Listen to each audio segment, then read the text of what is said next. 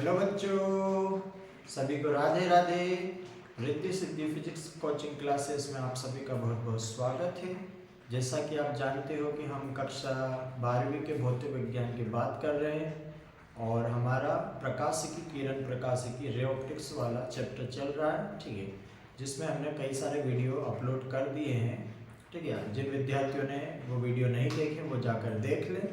आज के सेशन में हम बात करेंगे कि जो आपका गोलीय दर्पण होता है, स्फेरिकल मिरर, उसका लीनियर मैग्निफिकेशन यानी रेखीय आवर्धन का सूत्र स्थापित करना है और उस पर आधारित कुछ हम आंकिक प्रश्न देखेंगे और कुछ बहुत ही अच्छे हम ऑब्जेक्टिव क्वेश्चन देखने वाले हैं जो आपके लिए बोर्ड एग्जाम के लिए बहुत ही इम्पोर्टेंट रहेंगे। और जितनी भी साइंस की कंपटीशन एग्जाम है उसमें भी ये वाले क्वेश्चंस पूछे जाते हैं। तो आइए स्टार्ट करते हैं गोलीय दर्पण का रेखीय आवर्धन।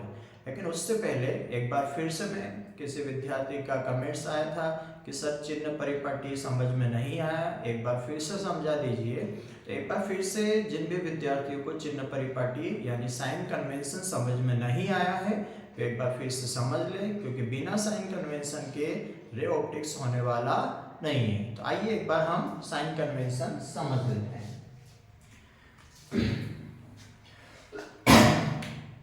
बेटा साइन कन्वेंशन इजी है, इतना टफ नहीं है। मान लो कि बेसिकली ऐसा माना जाता है कि जो आपका प्रकाश है, प्रकाश किरण है, उसकी दिशा, ठीक है, तो ये किरण की दिशा हो गई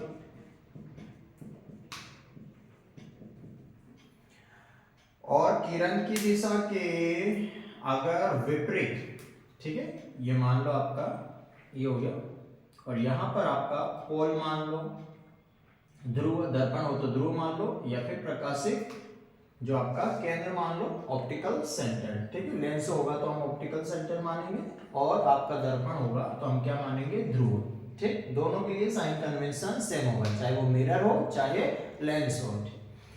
अब यदि प्रकाश किरण की विपरीत दिशा में अगर हम किसी दूरी को माप रहे हैं, ठीक है, प्रकाश किरण में से इधर की ओर जा रहा, लेफ्ट से किधर की ओर, राइट की ओर, लेकिन दूरी को हमेशा कहां से मापा जाता है, ध्रुव से या प्रकाश से केंद्र से। दर्पण होगा तो ध्रुव से मापेंगे और लेंस होगा तो कहां से मापेंगे, प्रकाश से केंद्र से। तो प्रकाश किरण की विपरीत दिशा में मापी गई जो दूरी होगी उसको हमेशा कैसा लेना है, ऋणात्मक लेंगे। एक तो ये हो गया। और प्रकाश किरण की दिशा में, जैसे प्रकाश किरण आपका लेफ्ट से राइट जा रहा है और आप भी लेफ्ट से राइट की ओर माप रहे हैं, तो वो मापी गई जो दूरी होगी वो आपकी कैसी होगी बेटा, धनात्मक होगी, ठीक। मुख्य अक्ष के ऊपर जो आपका प्रिंसिपल एक्सिस होता है उसके ऊपर रखी गई जो बिंब है या प्रतिबिंब है, जिसकी जो लंबाई है, हाइट है, उसको हम कैसा लेंगे, धनात्मक लेंगे। और मुख्य अक्ष के नीचे की ओर मापी गई जो दूरियां है, लंबाई है, उसको हम क्या लेंगे, ऋणात्मक लेंगे। तो बहुत इजी है, ठीक है। प्रकाश किरण की दिशा के विपरीत मापी गई दूरी ऋणात्मक होगी, प्रकाश किरण की दिशा में मापी गई दूरी कैसी होगी, धनात्मक होगी। मुख्य अक्ष के ऊपर आप जो भी मापोगे उसको पॉजिटिव मानना है और मुख्य अक्ष के नीचे क्या रहेगा, नेगेटिव, ठीक है।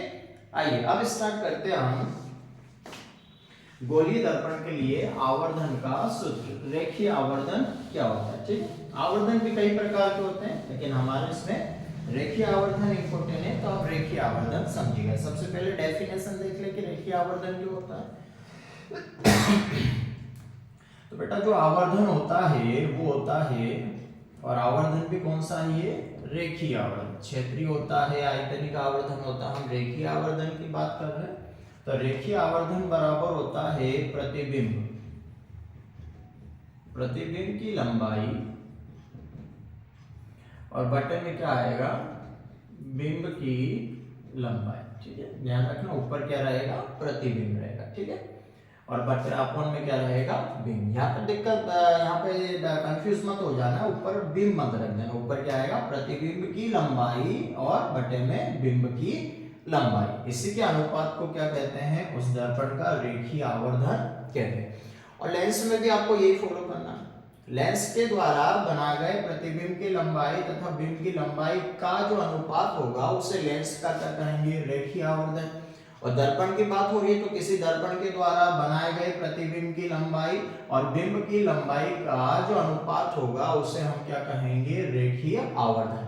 रेखीय आवर्धन को हम काय से दर्शाएंगे, लीनियर मैग्निफिकेशन को स्मॉल m से दर्शाएंगे और प्रतिबिंब की लंबाई को हम क्या मान लेते हैं, एच डैश मान लिया और बिंब की लंबाई को हमने क्या मान लिया, h मान लिया। ये हो गया आपका इक्वेशन नंबर फर्स्ट। तो आया बेटा समझ में, दर्पण का रेखीय आवर्धन किसे कहते हैं, तो हम क्या बताएंगे, किसी दर्पण के द्वारा बनाए गए प्रतिबिंब की लंबाई तथा बिंब की लंबाई का अनुपात उस दर्पण का रेखीय आवर्धन कहलाता है।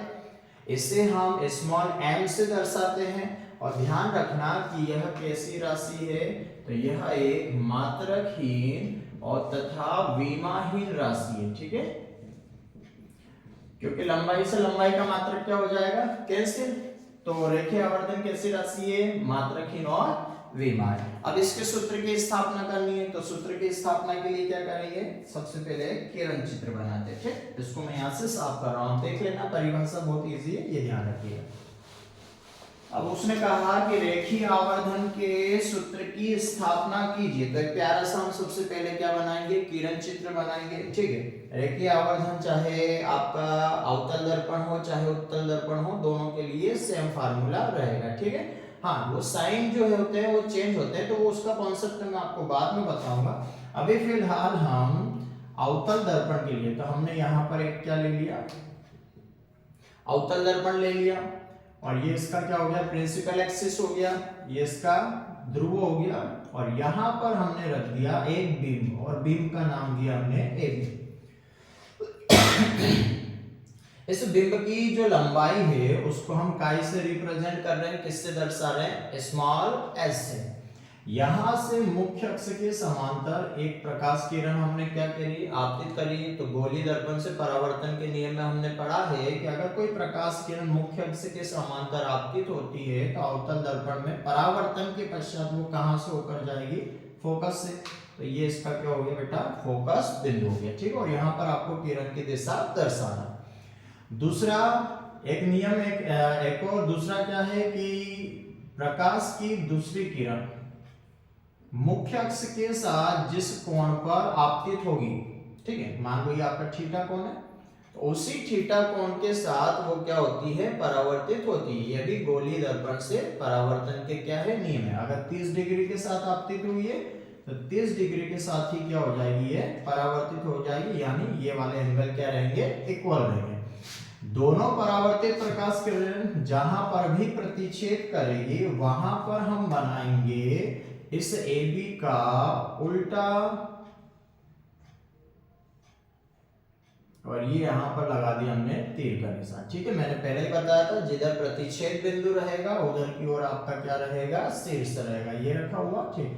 अब देखो शीर्ष के सामने A लिखा हुआ तो ये हमारा क्या हो जाएगा, A1 हो जाएगा और ये आपका टेल है तो टेल के लिए यहाँ पर हमने क्या दे दिया, B1, तो ये हो गया, ठीक। और इस प्रतिबिंब की लंबाई को हमने क्या मान लिया, सपोज कर लिया कि ये कितना है आपका h डैश है। तो बिंब की लंबाई को हमने काय से दर्शाया, s से। प्रतिबिंब की लंबाई को हम काय से दर्शा रहे, s डैश से। और इस तरह से ये हमारा किरण चित्र क्या हो गया, कंप्लीट। आपको ध्यान रखना है कि ध्रुव से प्रतिबिंब की जो दूरी होती है, ठीक है, लंबाई नहीं कह रहा हूं मैं, दूरी की कह रहा हूं, डिस्टेंस की कह रहा हूं, लेंथ हाइट की बात नहीं कर रहा हूं। तो ध्रुव से प्रतिबिंब की जो लंबाई होगी उसको हम काय से दर्शाते हैं, v से। और ध्रुव से बिंब की लंबाई को हम काय से दर्शाते हैं, u से। तो यहाँ v हो गया और यहाँ u हो गया और ये आपके बिंब की हाइट हो गई h और ये प्रतिबिंब की हाइट हो गई h डैश, ठीक। तो इस तरह से हमारा किरण चित्र कंप्लीट हो गया। यहाँ पर इस दर्पण का नाम दे दिया हमने, क्या नाम दिया, mn। और नामांकित करना तो लिख दो यहाँ पर कि mn क्या है भैया, एक अवतल दर्पण है, ठीक है। तो ये हो गया आपका अवतल दर्पण, ठीक, जिसमें P क्या है, इसका ध्रुव हो गया, F क्या हो गया बेटा, फोकस बिंदु हो गया, ठीक है। और क्या दिखाई दे रहा है इसमें, फोकस बिंदु के बाद AB क्या हो गया, उसमें AB हो गया आपका बिंब, ठीक है। और इसके बाद A1 B1 क्या हो गया, A1 B1 उल्टा है और जो उल्टा होता है, इन्वर्टेड होता है, वो रियल होता है, ठीक है। ये ध्यान रखना आपको कि अगर प्रतिबिंब उल्टा है तो वास्तविक होगा, अगर प्रतिबिंब सीधा है तो आभासी होगा। ठीक है, तो ये आपको ध्यान रखना। तो A1 B1 तो ये हो जाएगा आपका वास्तविक प्रतिबिंब, वास्तविक प्रतिबिंब। ठीक, और आप चाहो तो H क्या है, बिंब की लंबाई हो गई, हाइट होगी, और H डैश क्या हो गया, प्रतिबिंब की लंबाई। तो इस प्रकार से बेटा हमने जितने भी थे पूरा नामांकित कर दिया। ठीक, और ये हमारा क्या हो गया, किरण चित्र हो गया, रे डायग्राम, किरण चित्र कंप्लीट। ठीक, अब इससे पहले वाले वीडियो में हमने बात करी थी कि अगर किसी भी दो त्रिभुज में दो कोण बराबर हो तो वे त्रिभुज क्या कहलाते हैं, समरूप त्रिभुज कहलाते हैं। ऐसे ट्रायंगल को सिमिलर ट्रायंगल कहते हैं। तो यहां पर देखो आप कि यहां पर ये वाला जो आपका A, B और P है। ठीक है, तो मैं क्या लिख रहा हूं यहाँ पे, आप ध्यान से देखिएगा कि triangle A P B, A और ये आपका P और ये हो गया B, ये वाला ट्रायंगल देखो आप सभी A P B। ठीक, और ये सिमिलर होगा किसके, ट्रायंगल A1 B1 A1 से अपन कहां चल जाए, P और किसके, B1 की। ठीक, क्यों होगा सिमिलर, उसकी कंडीशन देखो कि यहाँ का एंगल कितना है 90 डिग्री और यहाँ का भी एंगल कितना 90 डिग्री है, और ये वाला एंगल इस वाले त्रिभुज में ये वाला एंगल कितना थीटा, तो इस वाले ट्रायंगल के लिए ये वाला भी एंगल कितना है थीटा। और अगर दो त्रिभुज में अगर किन्हीं भी दो कोणों का मान बराबर हो, तीन कोण होते हैं, तीन में से अगर दो त्रिभुज है और दो त्रिभुज में ये वाला एंगल इस वाले एंगल के बराबर है, ये वाला एंगल अगर इस वाले एंगल के बराबर है, तो ऐसे त्रिभुज को हम क्या कहते हैं, समरूप त्रिभुज कहते हैं, यानी सिमिलर ट्रायंगल कहते हैं। तो हमने क्या देखा कि बेटा A P और B, A P B और एक और कौन सा A1 और P और B1, ये दोनों कैसे आपके ट्रायंगल हैं, सिमिलर ट्रायंगल है, यानी समरूप त्रिभुज है। और अगर दो त्रिभुज समरूप है तो उनकी संगत भुजाओं का जो अनुपात होता है, यानी पहले त्रिभुज का लंब बटे में दूसरे त्रिभुज का लंब, तो मैं इसको पहला त्रिभुज मान रहा हूं। ठीक है, इस बड़े वाले को पहला मान लिया और इसको मैंने क्या मान लिया, दूसरा। तो पहले त्रिभुज का लंब, तो पहले त्रिभुज का लंब क्या हो गया, AB हो गया। दूसरे त्रिभुज का लंब तो वो हो गया आपका A1 B1 बराबर पहले त्रिभुज का आधार, तो पहले त्रिभुज का आधार P से B हो गया और दूसरे त्रिभुज का आधार ये हो जाएगा आपका PB1। ठीक, तो ये सिमिलर ट्रायंगल की कुछ कंडीशन होती है, मैंने पिछले वीडियो में भी बताई है, आप वो पिछले वाला वीडियो जाकर देख लीजिएगा कि अगर दो त्रिभुज समरूप कब होंगे, और अगर समरूप होंगे तो उनकी भुजाओं का जो अनुपात होगा वो क्या होगा, बराबर होगा। ठीक, यानी पहले त्रिभुज का लंब बटे में दूसरे त्रिभुज का लंब, यानी परपेंडिकुलर, और पहले त्रिभुज का जो बेस है, ठीक है, वो दूसरे त्रिभुज के बेस यानी आधार के क्या होगा, बराबर होगा। अब यहाँ पर देखो बेटा चिन्ह परिपाटी का यूज करेंगे, तो ये जो आपका AB है, ठीक है, ध्यान से समझना AB, तो AB का हाइट कितना है, ये देखो AB का हाइट कितना h, और चूंकि ये कहाँ है, मुख्य अक्ष के ऊपर है, तो मैंने क्या बताया था कि अगर मुख्य अक्ष के ऊपर है तो वो हम काय में लेंगे, पॉजिटिव। उसके बाद फिर A1 B1, ठीक है, तो यहाँ AB प्लस का h है, A1 B1 देखो A1 B1 किधर की ओर बेटा, नीचे की ओर है, इसका हाइट कितना सपोज किया हमने h1, लेकिन नीचे की ओर है तो इसको हम काय में लेके चलेंगे, माइनस में। ठीक है, साइन कन्वेंशन के अनुसार। इसके बाद देखो P से B यानी ध्रुव से बिंब की दूरी, तो यहां से यहां तक की जो दूरी है वो आपकी कितनी है, u है, और चूंकि प्रकाश किरण ऐसे जा रही है और हम दूरी को ऐसे माप रहे हैं, तो प्रकाश किरण की विपरीत दिशा में मापी गई दूरी कैसी होती है, नेगेटिव, तो ये आपका काय का आएगा, माइनस का। और PB1, तो P से B1, ठीक है, ये PB1 जो कि क्या है, प्रतिबिंब की दूरी है V है, लेकिन यह भी प्रकाश किरण की विपरीत दिशा में हम माप रहे हैं, तो प्रकाश किरण की विपरीत दिशा में मापी गई दूरियां ऋणात्मक ली जाती है, तो ये माइनस। ठीक, तो ये चिन्ह परिपाटी सहित हमने ये वाले मान ले लिए, और अब ये वाला मान हम रखेंगे समीकरण 1 में। तो समीकरण 1 में मान रखने पर, समीकरण 1 में मान रखने पर ए बी का मान रखा, ए बी कितना हो गया प्लस का एच है तो आपका प्लस का एच हो गया। a1 b1 कितना है माइनस एच डैश है तो एच डैश हो गया बराबर pb कितना है इसमें p से b कितना है माइनस u और pb1 कितना है माइनस का v। ठीक, माइनस से माइनस क्या हो गया बेटा कैंसिल हो गया और ये आपका h माइनस एच डैश बराबर क्या हुआ u अपॉन v। और इसको हम ऐसे लिखते हैं, ठीक है, तो यह हमारा ये हो जाएगा h डैश अपॉन h बराबर माइनस का v अपॉन क्या हो जाएगा ये u। और चूंकि हम जानते हैं कि अभी अभी हमने डेफिनेशन में क्या पढ़ा था, m बराबर किसी दर्पण का रेखीय आवर्धन क्या होता है प्रतिबिंब की लंबाई यानी h डैश अपॉन में बिंब की लंबाई, तो बिंब की लंबाई को हमने क्या माना h, इसी का जो रेशो प्रतिबिंब की लंबाई और बिंब की लंबाई का जो अनुपात होता है उसी को हम क्या कहते हैं रेखीय आवर्धन कहते हैं। तो यहाँ देखो h डैश अपॉन h, तो ये किसके इक्वल होगा बेटा m के इक्वल होगा, तो यहाँ हम क्या रख सकते हैं m रख सकते हैं, तो m बराबर क्या हो गया आपका माइनस v अपॉन u। और यही फार्मूला है गोलीय दर्पण, चाहे वो अवतल हो चाहे वो उत्तल हो, दोनों गोलीय दर्पण के लिए जो रेखीय आवर्धन रहेगा उसका फार्मूला क्या रहेगा m बराबर माइनस v अपॉन u। ठीक है बेटा, तो यहां से आपको ध्यान रखना m के अभी तक के रेखीय आवर्धन के कितने फार्मूले आ गए, दो। एक तो m बराबर क्या आया प्रतिबिंब की लंबाई बटे बिंब की लंबाई। अगर आपको इन तीनों में से रेखीय आवर्धन, ठीक है, प्रतिबिंब की लंबाई और बिंब की लंबाई, इन तीनों में से कोई सी भी दो राशियां दे दी जाए तो आप तीसरी राशि का मान इसमें मान रख के ज्ञात कर सकते हो। एक और फार्मूला हमने क्या देखा है m बराबर माइनस v अपॉन u।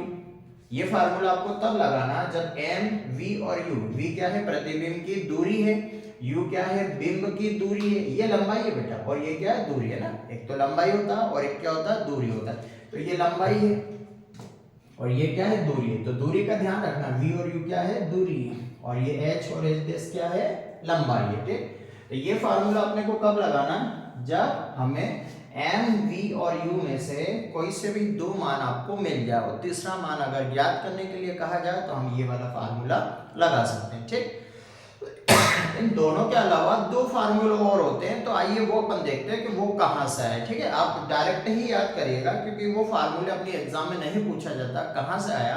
ठीक है, लेकिन फिर भी आप एक बार समझ लो क्योंकि हो सकता है कि एग्जाम में वहां पर याद नहीं आए, तो उस फार्मूले को कैसे बनाना वो आप समझ लो। ठीक,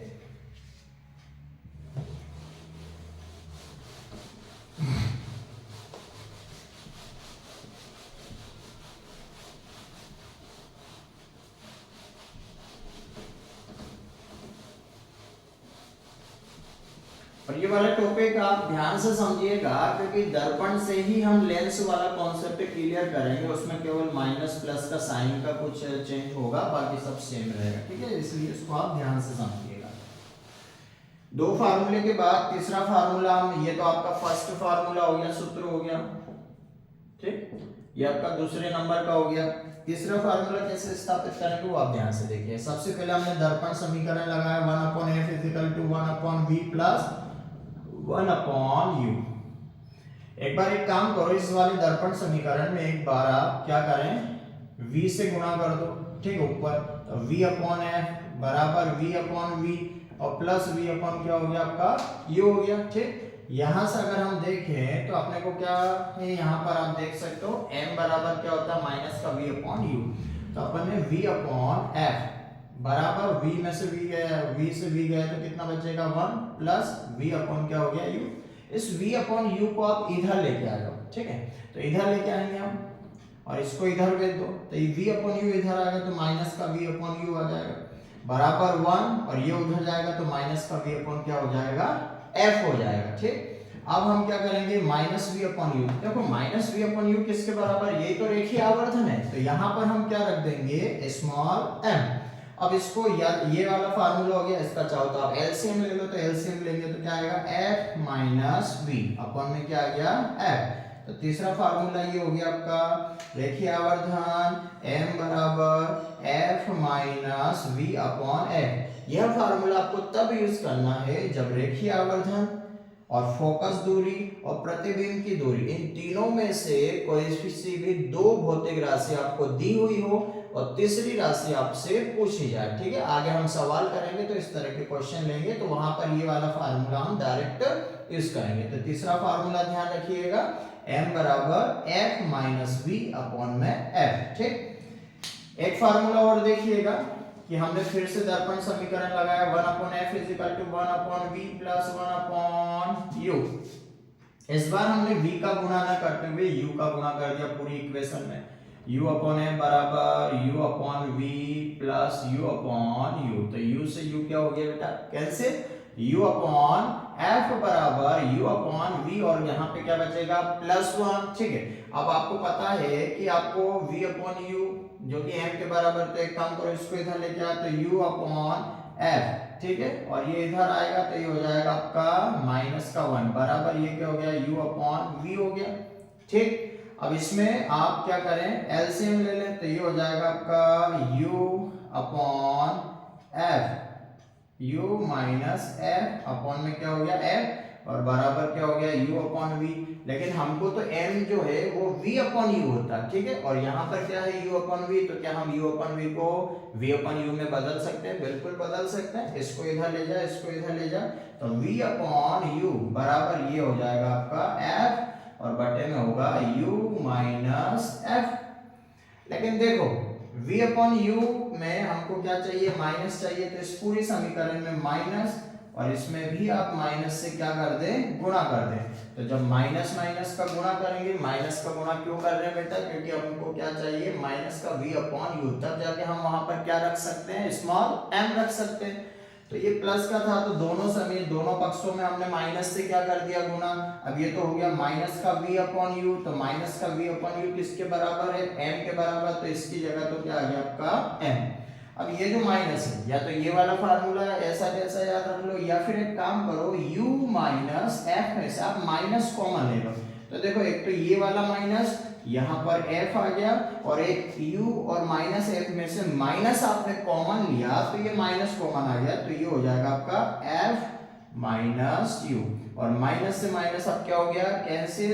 तो n बराबर हमारे पास क्या आएगा, f और f माइनस u।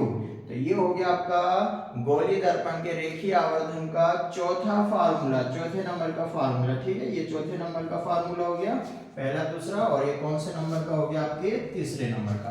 तो बेटा ये बहुत ही इंपॉर्टेंट फार्मूले, बोर्ड एग्जाम में इससे रिलेटेड भी वहां पर सवाल पूछे जाते हैं, और हम चाहे तो उन सवालों को पूरा इस तरह से दर्पण समीकरण लगाओ कई तरह से कर सकते हैं। लेकिन अगर ऑब्जेक्टिव क्वेश्चन आया, ठीक है, नीट या जेईई में क्वेश्चन आया, तो वहां पर अपने को ये फार्मूले डायरेक्ट पता होना चाहिए। और मैं तो आपसे यही कहूंगा कि इस तरह से आप निकालना सीखे और इन फार्मूलों को आप डायरेक्ट याद रखें, ठीक है। तो चार फार्मूले कौन कौन से एक बार फिर से देख लीजिएगा। m बराबर प्रतिबिंब की लंबाई बटे में बीम की लंबाई, m बराबर माइनस v अपॉन u, यानी ये है प्रतिबिंब की दूरी और ये है बिंब की दूरी। तीसरा फार्मूला m बराबर f माइनस v अपॉन में क्या हो गया, f। और चौथा फार्मूला m बराबर f और अपॉन में f माइनस q, ठीक है बेटा। तो ये चार फार्मूले हो गए, और ये था आपका गोलीय दर्पण के लिए रेखीय आवर्धन के सूत्र की स्थापना, और कई सारे फार्मूले हमने देखे, ठीक। अब आओ इसमें हम और भी बात कर लेते हैं। कुछ रेखीय आवर्धन का मान जो है न्यूमेरिकल सॉल्व करते समय हमें कुछ कॉन्सेप्ट ध्यान रखना है, और वो कॉन्सेप्ट में अभी आपको समझाने जा रहा हूं, तो वो अच्छी तरीके से आप थोड़ा सा समझ लेना कि स्मॉल m का मान कब पॉजिटिव होगा, कब नेगेटिव होगा, स्मॉल m का मान कब इक्वल होगा, कब ग्रेटर देन 1 होगा, कब लेस देन 1 होगा। तो ये पूरा कॉन्सेप्ट थोड़ा सा आप ध्यान से यहाँ पर समझिएगा, ठीक। देखो बेटा एक बात ध्यान रखना कि अगर आपका प्रतिबिंब है ना, अपने को प्रतिबिंब से तुलना करना, प्रतिबिंब आपका अगर उल्टा है, कैसा है, उल्टा है, यानी ऐसे बन रहा है प्रतिबिंब, तो उल्टा है तो उल्टा किधर की ओर है, नीचे की ओर। तो नीचे की ओर तो क्या होता है, माइनस का y होता है, और ऊपर की ओर क्या होता है, प्लस का y होता है। तो आपको ध्यान रखना है पहली बात कि अगर प्रतिबिंब कैसा है, उल्टा है, तो उल्टे प्रतिबिंब को हम क्या कहेंगे, वास्तविक है। तो ये आपको ध्यान रखना है, ठीक है। इन बातों को आप ध्यान से याद रखिएगा। अगर प्रतिबिंब उल्टा है इसका मतलब कैसा है, वास्तविक है। और अगर प्रतिबिंब कैसा है, अगर प्रतिबिंब सीधा है, ठीक है, तो सीधा है इसका मतलब वो कैसा है, आभासी है। ठीक, तो प्रतिबिंब उल्टा है तो वास्तविक माना जाएगा, अगर प्रतिबिंब सीधा है तो कैसा माना जाएगा बेटा, आभासी माना जाएगा। ठीक, अब यहाँ पे आपको ध्यान रखना कि अगर प्रतिबिंब वास्तविक आ रहा है तो समझ जाना कि वास्तविक है इसका मतलब कैसा, उल्टा है, और उल्टा है तो उल्टे की तरफ क्या है, माइनस। तो वहां पर वास्तविक प्रतिबिंब के लिए जो रेखीय आवर्धन होगा वो ऋणात्मक होगा। कैसा होगा बेटा, ऋणात्मक, ये आपको ध्यान रखना, ऋणात्मक होगा। यानी न्यूमेरिकल में कहीं पे आया कि 3 गुना वास्तविक प्रतिबिंब बनता है, ठीक है, तो ये 3 गुना, 5 गुना, आधा, ठीक है, ये गुना जो है ये आपका रेखीय आवर्धन है। और रेखीय आवर्धन अगर वास्तविक प्रतिबिंब बन रहा है तो रेखीय आवर्धन का मान वहां पर जो भी दिया हो, लेकिन जब हम सवाल करेंगे तो उसमें चिन्ह परिपाटी सहित लेना है। अगर वहां कहा कि 3 गुना वास्तविक प्रतिबिंब बनता तो आपके दिमाग में आना चाहिए वास्तविक। वास्तविक क्या होता है, उल्टा होता है। उल्टा यानी नीचे की ओर, नीचे की ओर क्या है, माइनस का y, तो जो m का मान 3 है वो आपको -3 लेना है। ठीक, अगर उसने कहा कि सीधा आभासी प्रतिबिंब प्राप्त होता, कैसा प्रतिबिंब, आभासी, तो आप समझ जाना कि प्रतिबिंब कैसा है, सीधा है। प्रतिबिंब कैसा है, सीधा है। और प्रतिबिंब अगर सीधा है तो उसके लिए जो m का मान है वो हम कैसा लेंगे बेटा, धनात्मक लेंगे। तो एक बात, दो बातें तो आपको यहां से ध्यान रखना, ठीक है, कि अगर वास्तविक प्रतिबिंब है तो रेखीय आवर्धन का मान कैसा रहेगा, ऋणात्मक रहेगा। और अगर आभासी है यानी सीधा है तो उसके लिए रेखीय आवर्धन का मान कैसा रहेगा, धनात्मक रहेगा। अब ऑब्जेक्टिव क्वेश्चन आगे कई सारा आगे, मान लो कि उत्तल दर्पण है, उत्तल दर्पण के लिए बताइए कि रेखीय आवर्धन का मान कैसा होता, धनात्मक होता, ऋणात्मक होता, दोनों हो सकता है, इनमें से कुछ नहीं। तो जब हम उत्तल दर्पण के द्वारा प्रतिबिंब निर्माण में आपको पढ़ाऊंगा उसमें अलग अलग स्थितियां, तब आपको पता लगेगा कि क्या उत्तल दर्पण में सीधा बनता है या आभासी बनता है, उल्टा बनता है या वास्तविक बनता है, तो वहां पे मैं आपको समझाऊंगा। ठीक, लेकिन अभी फिलहाल ध्यान रखिएगा कि अगर प्रतिबिंब वास्तविक है तो सोच लेना कि उल्टा है, और जो उल्टा है तो नीचे की ओर है तो उसके लिए रेखीय आवर्धन का मान हम कैसा लेंगे, ऋणात्मक। और अगर प्रतिबिंब कैसा है, सीधा है, ऊपर की ओर है यानी प्लस का y है तो उसके लिए रेखीय आवर्धन कैसा होगा, धनात्मक। तो आपको ये तो समझ में आ गया होगा कि कब m का मान ऋणात्मक लेना और कब धनात्मक लेना। वास्तविक शब्द आता है तो ऋणात्मक लेंगे, आभासी आता है तो धनात्मक लेंगे। और उसकी भी मैंने आपको ट्रिक बता दी है कि वास्तविक उल्टा होता है, उल्टा मतलब माइनस, नीचे की ओर तो माइनस हो गया। ठीक, अब बात करते हैं कि m का मान कब बराबर 1 होगा। अगर बिंब, ये बिंब है, ठीक, और ये हो गया आपका प्रतिबिंब, ये हो गया प्रतिबिंब। ठीक है, तो अगर बिंब की लंबाई और प्रतिबिंब की लंबाई बराबर है, ठीक है, इसका मतलब ये भी 2 सेंटीमीटर है और प्रतिबिंब भी कितना बना, 2 सेंटीमीटर। तो अगर प्रतिबिंब बिंब के आकार के बराबर है तो वहां जो m होगा वो बराबर कितना होगा, 1 होगा, क्योंकि m बराबर क्या होता है, प्रतिबिंब की लंबाई बटे में बिंब की लंबाई। प्रतिबिंब की लंबाई कितनी है, 2, बिंब की लंबाई कितनी है, 2, 2 से 2 गया कितना हुआ, 1 हो गया। तो पहली बात, m का मान 1 के बराबर कब होगा, जब प्रतिबिंब का आकार बिंब के आकार के बराबर होगा, यानी प्रतिबिंब और बिंब समान लंबाई के होंगे। ठीक, दूसरी बात यहां से ये ध्यान रखना है कि m कब ग्रेटर देन 1 होगा। m का मान 1 से ज्यादा कब होगा, रेखीय आवर्धन 1 से ज्यादा कब माना जाएगा, जब प्रतिबिंब ज्यादा होगा। ठीक है, ये प्रतिबिंब आपका क्या हो गया, बड़ा हो गया। और बिंब कैसा है, छोटा, यानी बिंब की तुलना में अगर प्रतिबिंब बड़ा है, प्रतिबिंब बड़ा है तो वहां पर m का मान बड़ा होगा, किससे, 1 से, यानी m ग्रेटर देन होगा 1। और अगर प्रतिबिंब बिंब से क्या हो गया, छोटा हो गया, यानी ये प्रतिबिंब हो गया बिंब से छोटा, यानी बिंब, प्रतिबिंब छोटा है और बिंब क्या है, बड़ा। तो आपको प्रतिबिंब देखना, अगर प्रतिबिंब बिंब के बराबर है तो प्लस इक्वल 1 होगा। अगर प्रतिबिंब बड़ा है तो m का मान ग्रेटर देन 1 होगा। और अगर प्रतिबिंब छोटा है तो m लेस देन क्या होगा, 1 होगा। ये कब होगा, जब बराबर होगा, और ये कब होगा, जब प्रतिबिंब क्या होगा, बिंब से बड़ा होगा। और ये कब स्थिति आएगी, जब प्रतिबिंब क्या होगा, बिंब से छोटा होगा। ठीक है, तो आपको प्रतिबिंब की लंबाई देखना। बिंब तो भैया बिंब तो जो ओरिजिनल है वो कब हुई, बिंब को चाहे तो आप दर्पण के पास लेके जाओ या दूर लेके जाओ, कि बिंब की लंबाई में कोई परिवर्तन होगा क्या, नहीं। लंबाई में किसके का परिवर्तन होगा, प्रतिबिंब के होगा। प्रतिबिंब की लंबाई बढ़ेगी घटेगी, इसलिए प्रतिबिंब की लंबाई को देखना कि अगर प्रतिबिंब की लंबाई बिंब की लंबाई के बराबर है तो वहां पर m बराबर 1 होगा। अगर प्रतिबिंब बड़ा निकल गया तो वहां पर m ग्रेटर देन 1 होगा, और प्रतिबिंब अगर छोटा हो गया तो वहां पर m लेस देन क्या होगा, 1 होगा। तो आशा करता हूं कि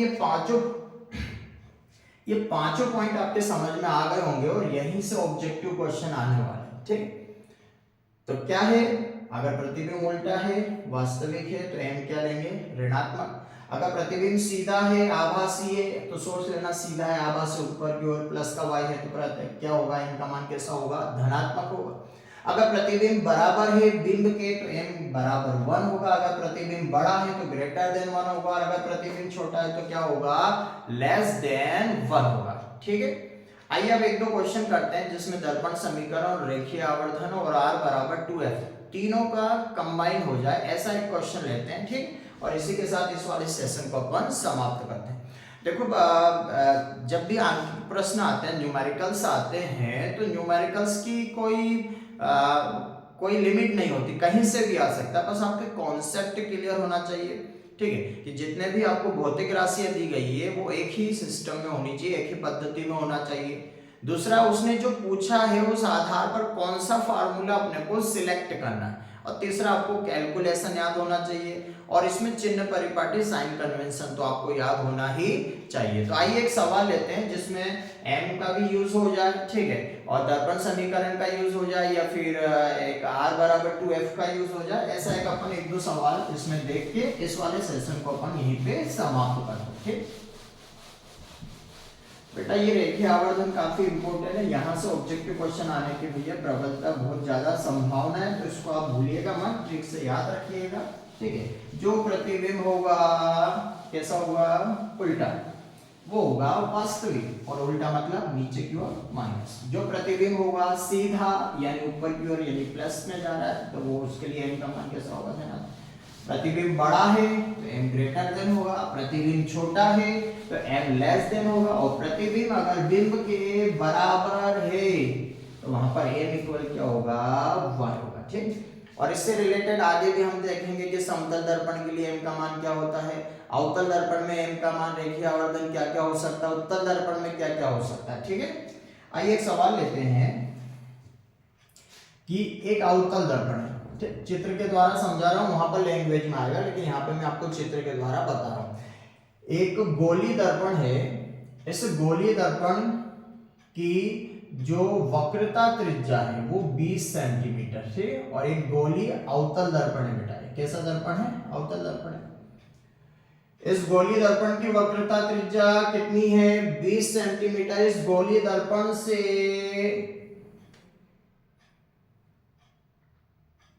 10 सेंटीमीटर की दूरी पर, कितनी दूरी पर, 10 सेंटीमीटर की दूरी पर प्रतिबिंब प्राप्त होता है। तो बताइए बिंब कहाँ रखा हुआ है। ठीक, तो ये आपका प्रतिबिंब हो गया, और वो बिंब की स्थिति पूछ रहा है। तो सबसे पहले जब भी सवाल आता है तो हमको क्या करना है, दिया है, अब दिया करके क्या क्या दिया हुआ वो लिख लो। लेकिन जो भी भौतिक राशि आपको दी गई है वो आपको चिन्ह परिपाटी सहित साइन कन्वेंशन का यूज करते हुए ही लेना है। क्वेश्चन में आपको साइन कन्वेंशन नहीं मिलेगा, लेकिन इसमें आपको साइन कन्वेंशन का यूज करना है। कैसे करेंगे, देखो कि सबसे पहले अवतल दर्पण की क्या दी गई है, वक्रता त्रिज्या, तो हमने लिखा भैया r बराबर 20 सेंटीमीटर। और चूंकि हमने पहले ही वीडियो में बता दिया था, अवतल दर्पण की चाहे फोकस दूरी हो या वक्रता त्रिज्या हो, वो हमेशा प्रकाश किरण की दिशा के विपरीत मानी जाती है। तो वहां पर अवतल दर्पण की वक्रता त्रिज्या और फोकस दूरी हम काय में लेते हैं, माइनस में लेते हैं। तो ये तो हो गया आपका माइनस का 20 सेंटीमीटर। उसके बाद क्या दिया हुआ है, प्रतिबिंब की दूरी दी गई है, तो प्रतिबिंब की दूरी को हम काय से दर्शाते हैं, 20 से, और चूंकि ये भी इधर की ओर दी गई है प्रकाश किरण के विपरीत दिशा में, तो ये भी काय का आएगा, माइनस का। और कितना है, 10 सेंटीमीटर, तो दिया हुआ तो प्लस में था, लेकिन हमने चिन्ह परिपाटी का यूज किया और चिन्ह परिपाटी के अनुसार जो दी गई राशि है उनको हमने ले लिया। अज्ञात राशि ऑटोमेटिक आ जाएगा। अज्ञात राशि के लिए आपको, जैसे आपको u का मान ज्ञात करना, तो u का मान में आपको चिन्ह लगाने की जरूरत नहीं है, वो चिन्ह सहित आ जाएगा। देखो u इधर ही कहीं पे रखा हुआ होगा, तो वैसे भी u का मान माइनस में आना चाहिए, तो हमारा आंसर भी माइनस में आएगा। चलो अब u r दिया, v दिया और u का मान ज्ञात करना। तो भैया अगर हम दर्पण सूत्र लगाते हैं, ठीक, 1/f = 1/v + 1/u, तो यहाँ पर हमने क्या देखा कि अपने को v का मान दिया हुआ है, u का मान हमें ज्ञात करना है और f का मान भी हमें दिया हुआ नहीं है, जबकि r का मान दिया हुआ है। लेकिन हमें पता होना चाहिए कि r बराबर 2f होता है, तो f बराबर क्या होगा, r/2। r कितना दिया हुआ है, -20 सेंटीमीटर बाई 2, तो f कितना हो जाएगा, -10 सेंटीमीटर। तो ये हमने f निकाल लिया, तो हमारे पास f आ गया भैया। f कितना आया, -10 सेंटीमीटर। ठीक, अब मान रखो यहाँ पे, इसलिए 1/f, f का मान कितना, -10 सेंटीमीटर। देखो यहाँ पे ध्यान रखना, ये भी सेंटीमीटर, ये भी सेंटीमीटर, यहाँ पर चेंज करने की कोई जरूरत नहीं है। हाँ, अगर 1 मीटर में होता है, 1 सेंटीमीटर में होता है, तो वहां चेंज करना पड़ता है। ठीक है, यहाँ अभी दोनों सेम सिस्टम में है, सेम पद्धति में है, तो वहां चेंज करने की जरूरत नहीं है। अब हम क्या करेंगे, बराबर 1/v, तो v कितना दिया हुआ है, ये देखो -10 सेंटीमीटर, तो ये रख दिया हमने -10, और प्लस, तो प्लस 1/u, तो u तो अज्ञात है, अननोन है इसका मान, तो हमें क्या करना है, ज्ञात करना है। ठीक, अब हम क्या करेंगे, u का मान ज्ञात करने के लिए इसको इधर लेके आएंगे, तो ये हो जाएगा 1/-10, और इसको इधर लेके आएंगे तो ये माइनस इधर आएगा, तो ये काय का हो जाएगा, प्लस का आपका क्या हो जाएगा, 10 हो जाएगा, और 1/ क्या हो जाएगा, u। और यहां से हम देखेंगे कि इससे ये क्या हो गया भैया, कैंसिल हो गया, और इससे ये कैंसिल हो गया। तो यहाँ पर आप ध्यान से देखिएगा, इससे कैंसिल हो गया तो कितना आया आपका आंसर, 0, और बटे में कुछ नहीं है तो कितना, तो 1/ कितना हो गया, u। लेकिन आपका आंसर 0 नहीं है, ये ध्यान रखना, ये 1/u है। तो बताओ u बराबर कितना होगा, तो u बराबर होगा आपका 1/0, और 1/0 किसी भी संख्या में 0 से भाग देंगे तो क्या आएगा भैया, अनंत आएगा। क्या आएगा, अनंत। इसका मतलब बिंब कहाँ रखा हुआ है, अनंत पर, और अगर बिंब अनंत पर होता है तो आगे हम पढ़ेंगे कि उसका प्रतिबिंब कहाँ बनता है, फोकस पर बनता है। तो देखो प्रतिबिंब फोकस यानी 10 सेंटीमीटर, फोकस बिंदु भी कहाँ पर है, 10 सेंटीमीटर, तो इसका आंसर आ गया अनंत। ठीक है, यानी इनफाइनाइट पर रखा हुआ होगा। ठीक,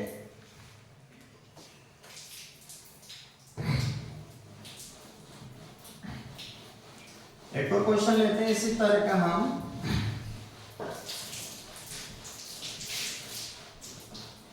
तो इसमें r का यूज हो गया, r और f में संबंध वाला फार्मूला यूज हो गया। एक फार्मूला ऐसा ले लेते हैं जिसमें रेखीय आवर्धन का यूज होता होगा। ठीक, किसी गोलीय दर्पण के द्वारा, ध्यान से समझना, किसी गोलीय दर्पण के द्वारा, किसी गोलीय दर्पण के द्वारा 3 गुना वास्तविक प्रतिबिंब, ठीक है, वास्तविक प्रतिबिंब, 3 गुना वास्तविक प्रतिबिंब प्राप्त होता है यदि बिंब दर्पण से 5 सेंटीमीटर की दूरी पर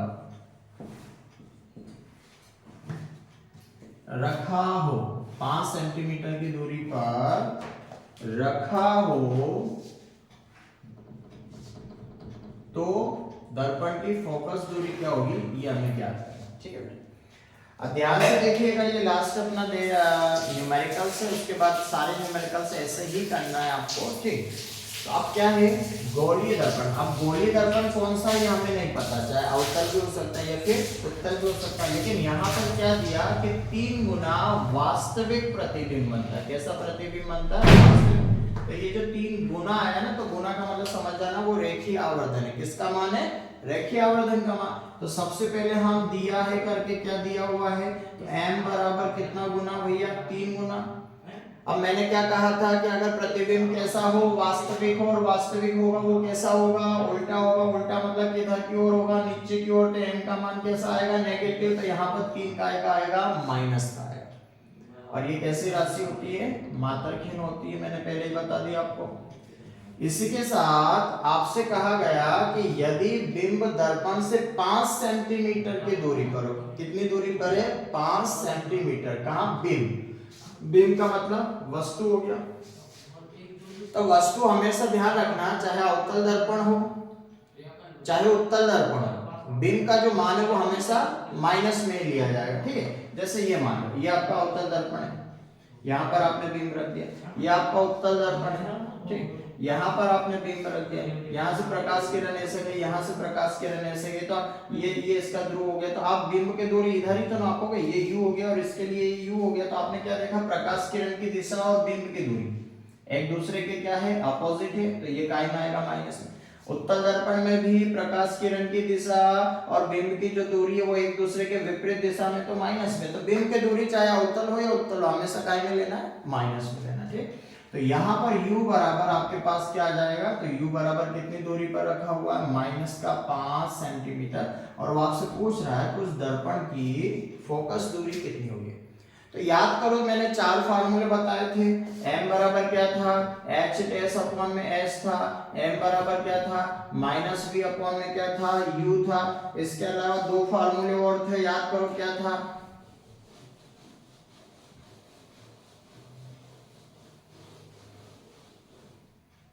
एक था m बराबर f और f माइनस u, और एक था m बराबर f माइनस v अपॉन में क्या था, f था। ठीक, ये फार्मूले थे 4। इन चारों में से कौन सा फार्मूला यूज करें, तो देखो m दिया हुआ तो m दिया हुआ, उसके साथ u दिया हुआ तो u दिया हुआ, और आपको f का मान ज्ञात करना, तो हम ये वाला फार्मूला इसमें से क्या करेंगे, सिलेक्ट करेंगे। ठीक है, और ये फार्मूला कहाँ से आया तो मैंने आपको बता दिया। तो चूंकि हम फार्मूला लगाएंगे तो हम जानते हैं m बराबर f और ये क्या होगा, f माइनस u, इसलिए m का मान रखा -3। f का मान हमें क्या करना है, ज्ञात करना है, f और माइनस u, लेकिन ये भी माइनस, तो माइनस माइनस क्या हो जाएगा बेटा, प्लस। एक तो ये वाला माइनस और एक ये वाला माइनस, प्लस हो गया। अब इसका तिर्यक गुणा कर लो, इसका इसके साथ करो। ठीक है, तो ये हो जाएगा आपका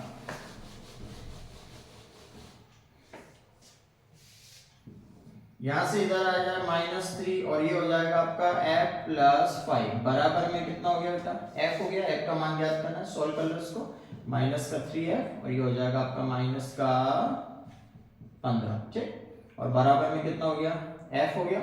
उसके बाद 3f को उधर लेके जाओ, तो ये हो जाएगा आपका माइनस का 15 बराबर में 3f हो जाएगा, तो f प्लस 3f, तो ये हो जाएगा आपका माइनस का 15, और इधर कितना f हो गया, 4f, तो ये हो जाएगा -15/4 बराबर क्या हो गया, f। अब इसको अपन डिवाइड कर लो। ठीक है, या तो ये आंसर हो गया आपका सेंटीमीटर में, और दशमलव में बदलना चाहो तो बदल लो। 4 3 कितना हो जाएगा, 12 हो जाएगा, 12 13 14 15। ठीक है, यहाँ पर पॉइंट आ जाएगा, और 7 चौक कितना हो गया, 28, तो 3.7 सेंटीमीटर, वो भी काय में आ रहा है बेटा, माइनस में।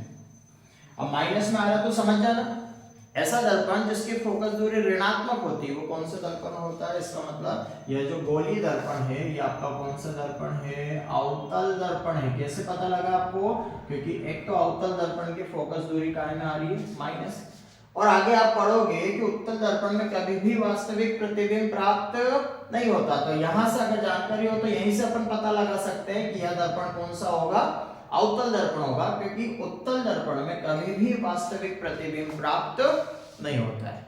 बेटा इस तरह के कई सारे सवाल है, ठीक है, तो आप भी अपने बुक्स में से सवाल उठा के उसको करना, और कोई डाउट हो तो आप में से पूछ लेना। ठीक है, आज के लिए सेशन में बहुत है। अगले टॉपिक में हम पढ़ेंगे कि गोलीय जो दर्पण है उसके सामने, चाहे अवतल हो या उत्तल हो, उसके सामने अगर बिंब रखा हुआ तो प्रतिबिंब कहाँ बनेगा, कैसा बनेगा, उसके लिए आवर्धन कैसा होगा, और उसी के साथ हम देखेंगे अवतल दर्पण और उत्तल दर्पण के कुछ अनुप्रयोग। आज के लिए इतना बहुत है, आप सभी वीडियो को देखते रहिए, ठीक है, और लाइक करिएगा, ठीक, और अगर कोई डाउट हो तो कमेंट्स करिएगा, अपने दोस्त लोगों को शेयर करिएगा अधिक से अधिक, और सब्सक्राइब करके बेल आइकन दबा देना ताकि आपको पल पल की अपडेट मिलती रहे।